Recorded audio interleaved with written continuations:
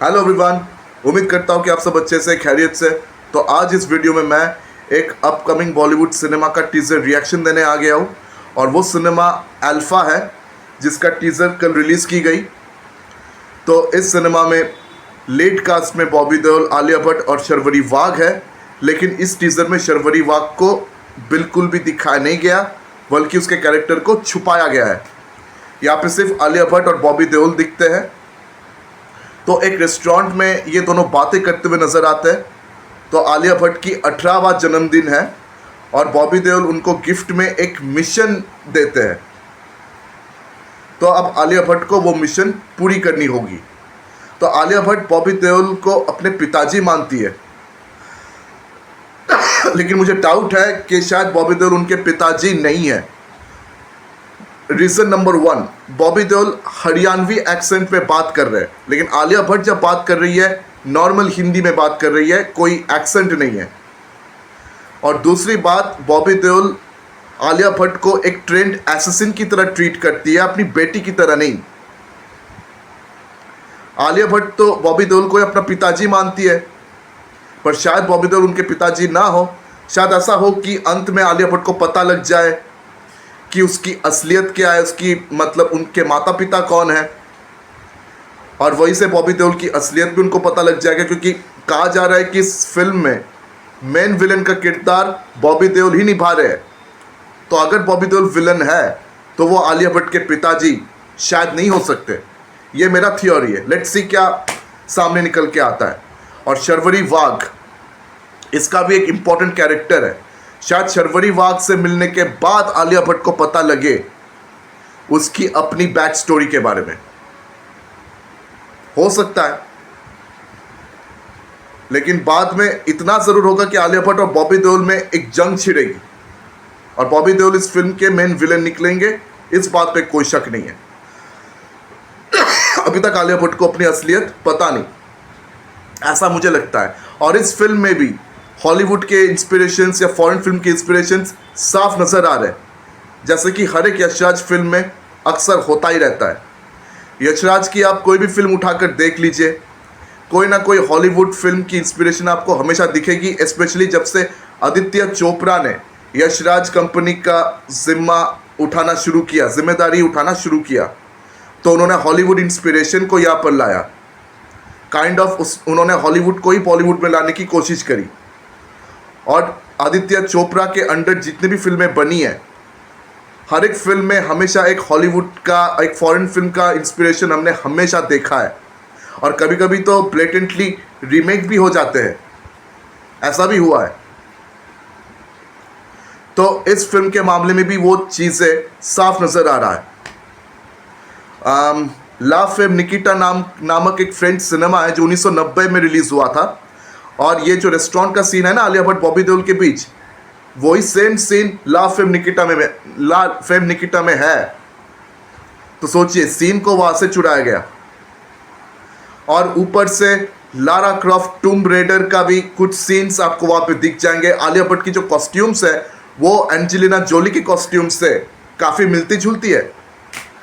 Lara Croft Tomb Raider में Angelina Jolie lead character play कर रही थी ना, तो उनके साथ आलिया भट्ट की कॉस्ट्यूम्स भी वो बहुत मिलती जुलती है।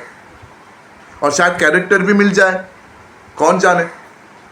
और फिर एक कोरियन फिल्म है द विलेनेस नाम से, वहाँ भी एक एसेसिन को ट्रेन किया जा रहा है ताकि सरकार उस एसेसिन का मदद ले सके।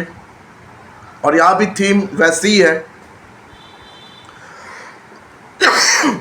बॉबी देओल भी उनको ट्रेन कर रहे हैं ताकि भारतीय सरकार के लिए बहुत सारे सोल्जर्स क्रिएट कर सके।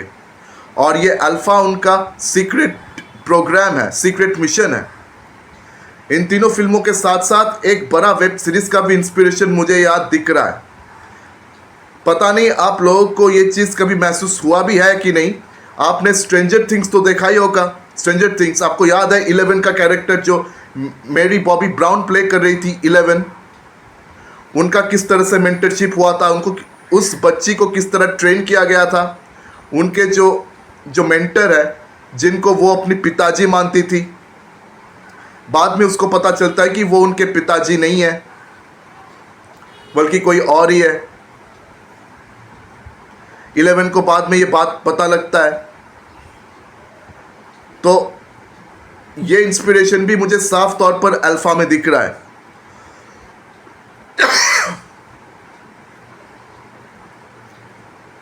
तो लेट्स सी अब ये सिनेमा क्या बन के निकलता है। देखिए ऑलरेडी यशराज के स्पाई यूनिवर्स को लेकर बहुत नेगेटिविटी फैला हुआ है। स्पाई यूनिवर्स को लोगों ने अच्छी तरीके से रिसीव नहीं किया है रिसेंटली। उनके जो रिसेंट फिल्में हैं वो बॉक्स ऑफिस पर औंधे मुंह आ गिरी, सब फेल हो गए। और वॉर 2 रिसेंट उनका जो फिल्म है डिज़ास्टर हो गया। इससे पहले टाइगर 3 अंडर परफॉर्म कर गया।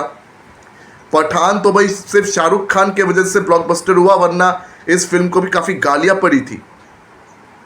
और उसके बाद जब रणवीर सिंह का धुरंधर रिलीज़ हुआ, आदित्य धर ने डायरेक्ट किया था, तब तो यशराज को और भी गालियाँ पड़ी है।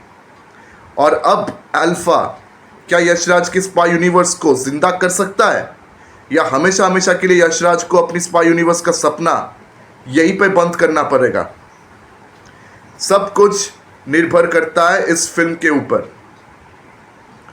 तो अल्फा इसका रिलीज डेट भी बताया गया, 3 जुलाई को रिलीज हो रहा है ये फिल्म। तो 3 जुलाई हमको पता लग जाएगा कि इस फिल्म का किस्मत क्या है। तो देखिए टीजर अगर आप देखें तो बहुत बुरा लगेगा नहीं, लेकिन बहुत इंप्रेसिव भी नहीं है। हाँ, आलिया भट्ट यहाँ पर एक्शन करती हुई नजर आएगी। शर्वरी वाघ को अभी तक दिखाया नहीं गया, तो आलिया भट्ट शर्वरी वाघ दोनों मिलकर एक्शन करेंगे। बॉबी देओल का भी मतलब एक बहुत बढ़िया कैरेक्टर है। और बॉबी देओल जब से मतलब एक्टर बने हैं, मतलब इससे पहले तो वो स्टार थे, जब से उन्होंने एज एन एक्टर काम करना शुरू किया तब से वो बहुत बढ़िया परफॉर्मेंसेस दे रहे हैं। इससे पहले बॉबी देओल एक्टिंग के नाम पे बस स्टारडम चोद रहे थे, मतलब he was just a star, he was not acting. लेकिन बॉबी देओल की एक्टिंग हमें अब देखने को मिल रहा है। तो बॉबी देओल बहुत बढ़िया लग रहे हैं अपने रोल में। लेट्स सी क्या निकलता है इस फिल्म की किस्मत। तो आपका क्या लेना देना है, आपका क्या राय है इस फिल्म को लेकर? क्या आप इस फिल्म को थिएटर्स में देखना चाहते हैं? आपको ये टीजर कैसी लगी मुझे कमेंट सेक्शन में आप बताना बिल्कुल भी मत भूलिए। और अगर मेरी वीडियो आप सबको सही लगी हो तो मेरी वीडियो को लाइक करें, ज़्यादा से ज़्यादा शेयर करें और मेरे चैनल को सब्सक्राइब करना बिल्कुल भी मत भूलिए। तो आज आप सबसे विदा ले रहा हूँ, फिर मुलाकात होगी अगले वीडियो में। धन्यवाद।